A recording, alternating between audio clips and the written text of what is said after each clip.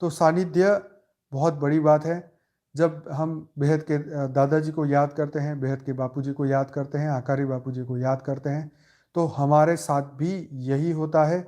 हम कितने जन्म में हम भटक गए हो, कितने ही हमने पाप किए हो, कितने ही हमने दुराचार या मन से कुछ भी किया हो, लेकिन हम सच्चे मन से उस परमपिता से माफ़ी मांगते हैं, तो डेफिनेटली हमें वो शक्ति 100% मिलती है। और हमें वो क्योंकि हम मनुष्य योनि में आने के बाद तो इतना चांस नहीं है कि वो फिर जानवर योनि में जाए।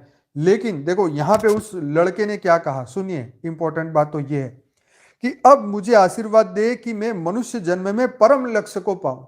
अब देखो, एक सामान्य मनुष्य भी परम लक्ष्य को पाने के लिए कभी सोचता नहीं है। तो वो गिरगिट से तोता और तोता से मनुष्य, और फिर भी उसके पास एक आइडिया आया कि मैं परम लक्ष्य को पाऊं।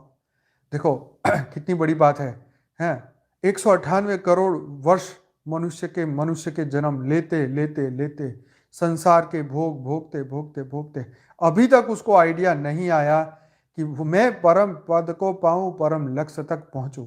तो ऐसे महान ऋषि मुनि जब मिलते हैं या उनसे संसर्ग होता है, उनके संपर्क में हम आते हैं, तो हमें अपनी आत्मा के कल्याण के बारे में ही सोचना चाहिए। आत्मा के कल्याण के बारे में ही हमें ज्ञान का उनसे आशीर्वाद लेना चाहिए। तो यहाँ बात हो रही है, हम तो बेहद के परम परम ज्ञानी हैं, बेहद की आत्माएं हैं। तो हमारे तो एक संकल्प मात्र से हमारे उस बेहद के परम पिता से हमारा कनेक्शन होता है।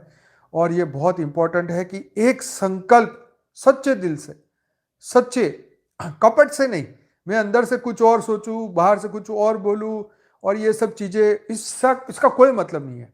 देखो कई बार क्या होता है, जीवन की 100 साल की तपस्या भी एक छोटे से कर्म के कारण खत्म हो जाती है।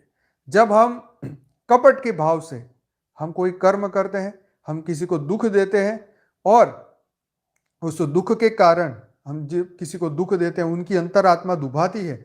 अगर वो अंतरात्मा दुख जिसकी दुभाई वो बहुत बड़ा योगी साधु संत रहा, तो उसका तो बहुत बहुत बहुत ज्यादा हमें परिणाम भुगतना पड़ता है। हमारी कई जन्मों की तपस्याएं खत्म हो जाती है।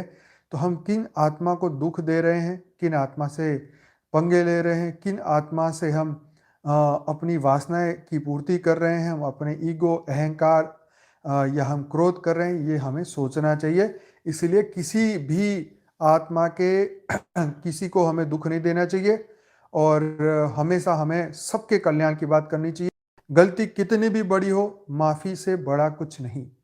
तो मतलब ये है कि हम उस परमात्मा से दिल से, अगर हमारे से कोई कपट आ गया मन में, हो सकता है ये मनुष्य जीवन है, कुछ भी कहीं पर भी हो सकता है। ये सूक्ष्म जगत की आत्माएं बहुत ही खतरनाक है। आपने देखा ना कि जब नीचे हवन हो रहे थे तो ऊपर से वो दानव हड्डियां डालते थे और पूरे यज्ञ को खत्म कर देते थे। उन साधु संतों को पकड़ पकड़ के मार डालते थे ऊपर से। और ये सब चीजें हमने देखी है। तो मतलब कहने का मतलब ये है कि जब इस मनुष्य तन में है, तो यहाँ बहुत नेगेटिव आत्माएं हैं, वो हमें पॉजिटिव रहने नहीं देती, या हमारे मन को भटकाती है, हमारे अंदर काम वासना क्रोध पैदा करती, ईगो पैदा करती, कुछ भी हो सकता है। लेकिन आपके पास अभी भी सच्चे दिल से साहब राजी, आज आपके पास आज भी फ्री विल है, और उस फ्री विल का प्रयोग करके आप अपने प्रायश्चित कर सकते हैं, और पुराने कर्मों पे उसको खत्म करके माफी। परमात्मा तो इनफाइनाइट ताकत वाला है, उसके एक मतलब आपका सिर्फ एक सच्चे दिल से एक संकल्प जाएगा तो भी वो माफ कर देगा। कोई